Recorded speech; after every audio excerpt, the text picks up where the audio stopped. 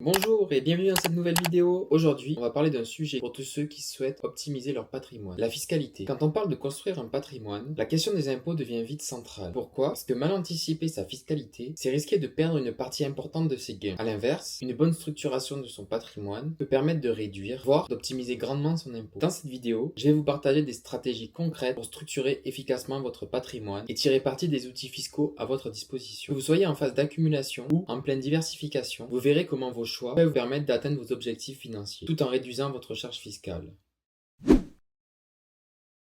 On va parler d'outils comme les sociétés civiles immobilières, les holdings, l'assurance vie et bien d'autres encore. Je vous donnerai également des conseils pour éviter des pièges courants et maximiser vos chances de réussite. Alors, installez-vous confortablement, prenez de quoi noter et découvrons ensemble comment optimiser la structure de votre patrimoine. Partie 1. Connaître ses objectifs patrimoniaux. Avant de commencer à structurer votre patrimoine, il est essentiel de bien connaître vos objectifs. En effet, vos choix d'investissement et vos décisions fiscales dépendront en grande partie de ce que vous souhaitez accomplir. Définir des priorités dès le départ va vous permettre d'orienter vos choix de manière optimale. Première étape, définir ses priorités. La première question à se poser, c'est qu'est-ce que je veux accomplir avec mon patrimoine? Il est important de différencier vos objectifs à court terme et ceux à long terme, car cela influencera vos choix d'investissement et de structuration. Par exemple, si votre priorité est de créer des revenus complémentaires rapidement, vous allez peut-être privilégier des investissements qui génèrent des flux de trésorerie réguliers, comme l'immobilier locatif ou des placements financiers offrant des dividendes. A l'inverse, si votre objectif est de transmettre votre patrimoine à vos enfants, vous pourriez opter pour des solutions qui facilitent la transmission, comme l'assurance vie ou les sociétés civiles immobilières. Définir clairement vos priorités permet de faire des choix cohérents. Par exemple, l'immobilier peut être une excellente option si vous cherchez à obtenir des revenus complémentaires ou un patrimoine à transmettre, tandis que les investissements en actions peuvent être mieux adaptés pour ceux qui visent une croissance du capital sur le long terme. Question clé à se poser. Pour préciser vos objectifs, posez-vous les questions suivantes. Souhaitez-vous un revenu complémentaire régulier? Avez-vous un objectif de transmission de patrimoine? Préférez-vous une croissance lente mais sûre? Ou êtes-vous prêt à prendre des risques pour maximiser les gains? Ces questions sont cruciales car elles vont orienter vos choix d'investissement et vous aider à choisir les bons outils fiscaux.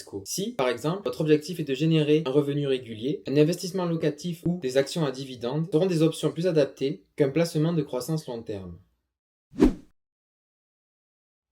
La fiscalité va jouer un rôle essentiel dans la réalisation de vos objectifs. Chaque type d'investissement a des conséquences fiscales différentes et il est crucial de bien les comprendre pour optimiser votre situation. Par exemple, un placement immobilier détenu en direct est soumis à l'impôt sur le revenu, tandis qu'une assurance vie bénéficie d'une fiscalité avantageuse, notamment en matière de transmission. Impact de la fiscalité sur vos objectifs. Il existe également des dispositifs spécifiques pour alléger l'impôt sur le revenu, comme les SCPI fiscales, sociétés civiles de placement immobilier ou les investissements en outre-mer, qui permettent de bénéficier de réductions d'impôts. Toutefois, ils ne sont pas adaptés à tous les profils. Et il est important de s'assurer qu'ils correspondent bien à vos objectifs. Avant même de réfléchir à la structuration de votre patrimoine, prenez le temps de clarifier vos objectifs et vos priorités. Cela vous permettra de faire des choix éclairés en matière d'investissement et de fiscalité et de mettre en place une stratégie qui répond à vos besoins. En somme, connaître vos objectifs vous donnera une base solide pour structurer votre patrimoine efficacement en toute sécurité.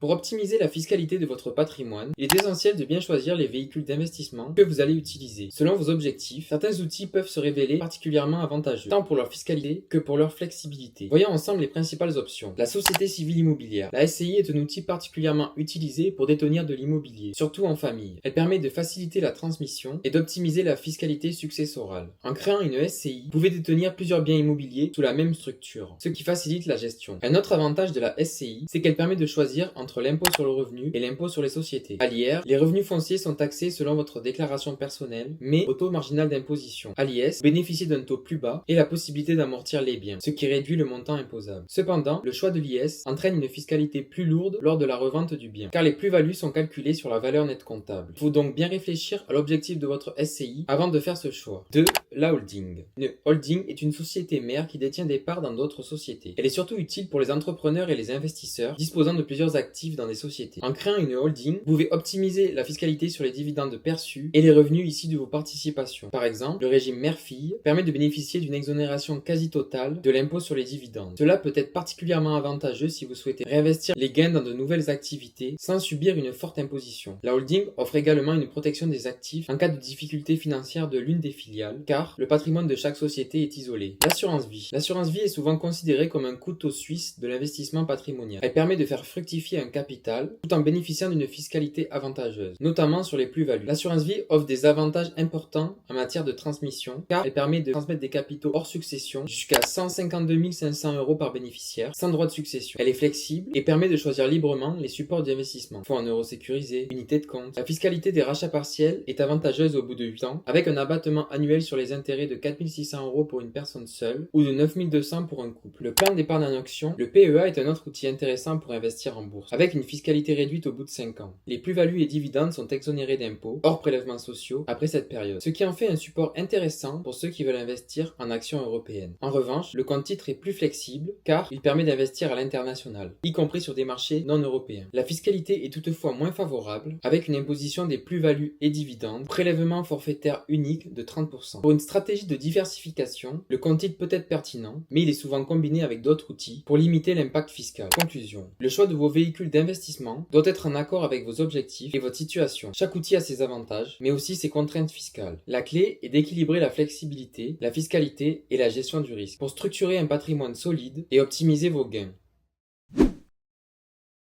L'une des stratégies les plus efficaces pour réduire l'impact fiscal est la diversification. En investissant dans divers types d'actifs, dans différentes zones géographiques, vous pouvez lisser la fiscalité de votre patrimoine tout en limitant les risques liés aux fluctuations de marché ou aux changements législatifs. Diversification géographique. Investir dans des pays à fiscalité avantageuse peut offrir des réductions d'impôts importantes, notamment pour les non-résidents fiscaux. Par exemple, certains pays comme l'Espagne ou le Panama proposent des régimes fiscaux attrayants pour les expatriés ou investisseurs. En profitant de ces régimes, vous pouvez réduire l'impôt sur vos revenus immobiliers ou financiers, ce qui est particulièrement avantageux si vous êtes flexible dans vos choix d'investissement. Diversification des types d'actifs. En investissant dans une gamme d'actifs comme l'immobilier, les actions ou encore les crypto-monnaies, vous pouvez également optimiser votre fiscalité. Par exemple, les biens immobiliers détenus via des SCI bénéficient d'avantages fiscaux, tandis que les actions européennes placées dans un PEA bénéficient d'une exonération d'impôt après 5 ans. Les crypto-monnaies, bien que plus volatiles, offrent aussi une fiscalité avantageuse dans différents pays lorsqu'elles sont détenues à long terme. 3. Utiliser les conventions fiscales internationales.